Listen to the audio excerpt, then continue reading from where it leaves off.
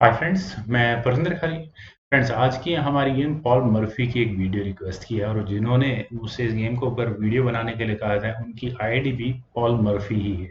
चलिए friends, game को शुरू करते हैं। 1858 की ये गेम है और पॉल मर्फी ने उस समय एक मुकाबला खेला था डेनिल हॉविट्स से।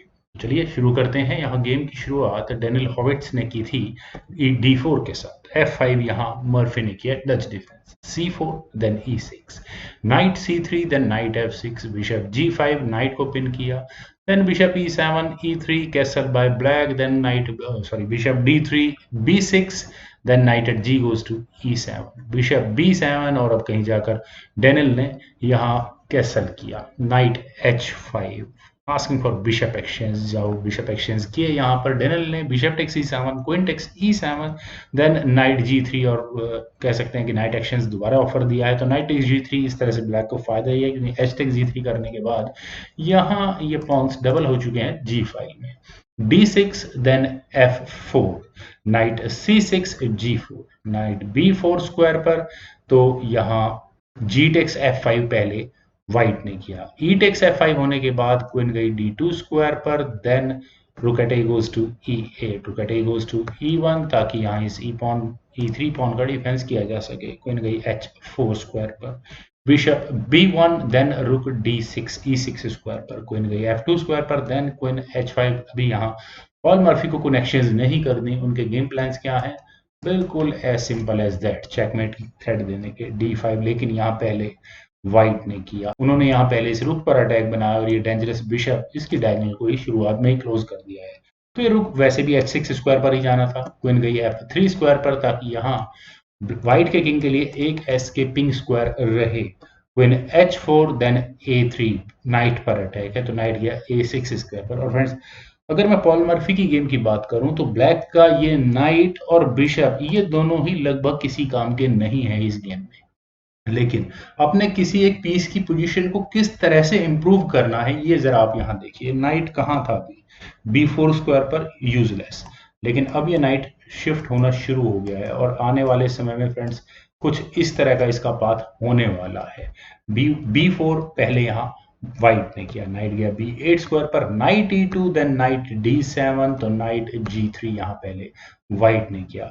आई थिंक यहाँ से नाइट D4 स्क्वायर पर भी बहुत स्ट्रांग जा रहा था, मुझे व्हाइट के लिए बेटर ऑप्शन नजर आ रही थी। लेकिन चूंकि अटैक व्हाइट के घर तक ही घुसा है तो उसे इस बात के भी बारे में भी सोचना पड़ेगा। G6 यहाँ पहले ब्लैक ने किया, देन हुआ किंग F2 तो नाइट F6, देन रुक H1 स्क्वायर पर, क्वीन पर अटैक बना और कह सकते हैं इस क्वीन के जाने के लिए कोई रास्ता भी तो नहीं है। लेकिन पॉल मर्फी इस तरह का वीक मूव कभी नहीं चलते। वे यहाँ एक चेक देने के साथ, खैर यहाँ इस E4 स्क्वायर से तो कोई चेक आएगी नहीं, नाइट G4 चेक। और अब क्या किया जाए?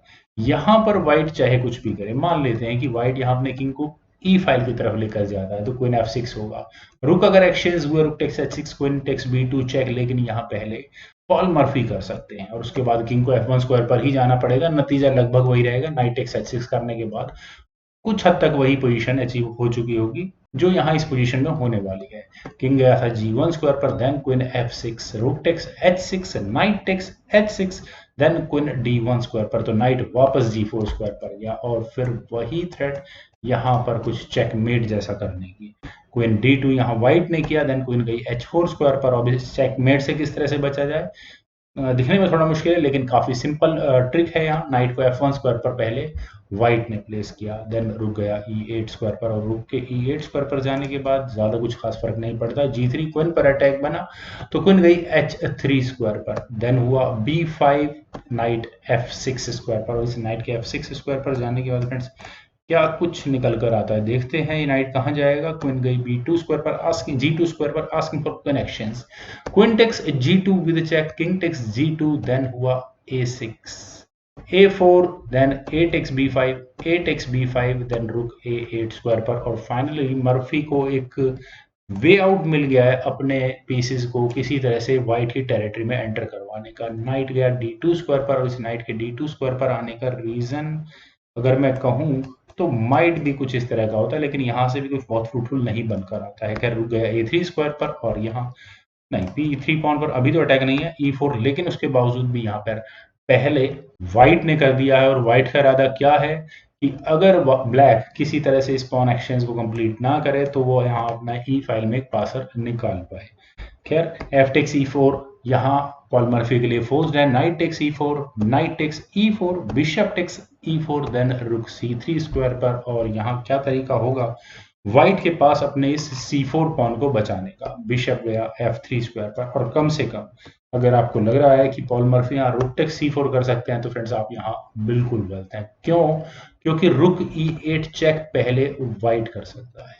किंग को मूव करना होगा, उसके बाद रुक जाएगा बी एट स्क्वायर पर। और जो मैं थोड़ी देर पहले कह रहा था कि इस बिशप को क्या कोई तरीका हो सकता है बचाने का, एज गुड एज डेड। तो इसीलिए पॉल मर्फी ने यहाँ अपने किंग को लिया F7 स्क्वायर पर। देन गया रुक E4 स्क्वायर पर, बिशप C8। और अब क्या किया जाए, G4 को बहुत सीरियसली कंसीडर करना चाहिए था। ये पीस जो अब तक जो बैड बिशप है उसे किसी भी कंडीशन में गुड बिशप की पोजीशन नहीं देनी चाहिए थी, और यही गलती डेनियल हार्विट्ज को काफी भारी पड़ी। उन्होंने अपने बिशप को E2 स्क्वायर पर प्लेस किया। देन हुआ बिशप E5, ऊपर से रुक पर ओवरटाइम बना। रुक गया D4 स्क्वायर पर, देन H5, तो किंग गया F2 स्क्वायर पर, किंग F6, देन रुक D2 स्क्वायर पर, बिशप C2, देन किंग गया E1 स्क्वायर पर। ये मूव शायद नहीं चलना चाहिए था। क्यों? क्योंकि बिशप का E4 स्क्वायर पर आना हुआ, और इसके बाद किंग गया F2 स्क्वायर पर, देन किंग F5। और यहाँ ब्लैक ने कह सकते हैं कि अपने किंग की पोजीशन को थोड़ा सा इंप्रूव कर लिया, और ऐसा करके उन्हें क्या मिलने वाला है, रुक गया A2 स्क्वायर पर, देन हुआ H4। और उनका इरादा है यहाँ इस E4 पॉन को लेने का। G takes H4, king takes F4, then rook गया A7 स्क्वायर पर। प्रेशर तो है यहाँ इस पॉन पर फ्रेंड्स, लेकिन डेनियल ने जब भी इस गेम को देखा होगा उन्हें बड़ा अफसोस हुआ होगा अपने किंग को A7 स्क्वायर पर ले जाने में, क्योंकि यहाँ पहले हुआ रुक H3, और अगले मूव में कुछ इस तरह की थ्रेड्स हैं जो लगभग चेकमेट तक पहुंचा देंगी। ऊपर से डेनियल ने रुक टेक्स C7 किया। क्लियरली वो अपनी चेकमेट को नजरअंदाज कर गए। रुक H2 चेक, और अब इस चेक से बचने के लिए चाहे व्हाइट अपने किंग को कहीं भी लेकर जाए, इवन ऑन F1 स्क्वायर, या खैर G1 स्क्वायर पर तो जा नहीं सकता, अदरवाइज बिशप उसे यहाँ गंवाना पड़ जाएगा।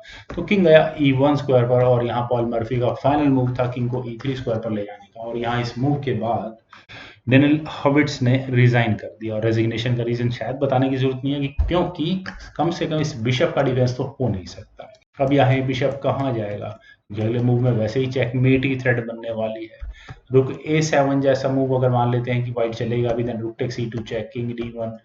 बहुत मुश्किल होगा इन तीन पॉन्स को भी बचा कर रखना।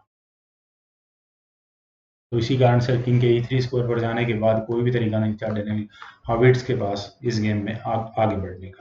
फ्रेंड्स, मुझे उम्मीद है कि आपको ये वीडियो जरूर पसंद आई होगी, तो आप लोग इस वीडियो को लाइक, शेयर और मेरे YouTube channel chess Guru please subscribe जरूर करें।